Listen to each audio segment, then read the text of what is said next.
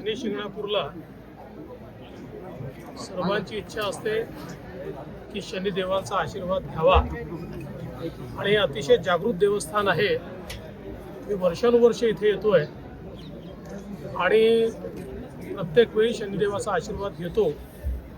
आज खरं म्हणजे मी शनिदेवांचे आभार मानले आहेत की ज्या प्रकारे त्यांच्या आशीर्वादामुळे महाराष्ट्राची सेवा करण्याची संधी आम्हाला मिळाली आणि हाही आशीर्वाद मागितलेला आहे की आता ही संधी मिळाली असल्यामुळे या संधीचं सोनं करण्याची शक्ती त्यांनी आम्हाला द्यावी. साहेब, बीड प्रकरणामध्ये आज आरोपींना मोकांतर्गत कारवाई झाली तर कुठेतरी समाधानाचं वातावरण तयार झालं आहे.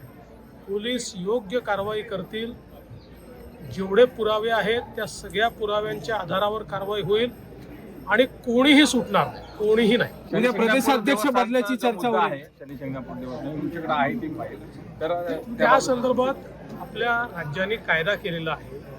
त्या कायद्याची अंमलबजावणी करणं अजून बाकी आहे.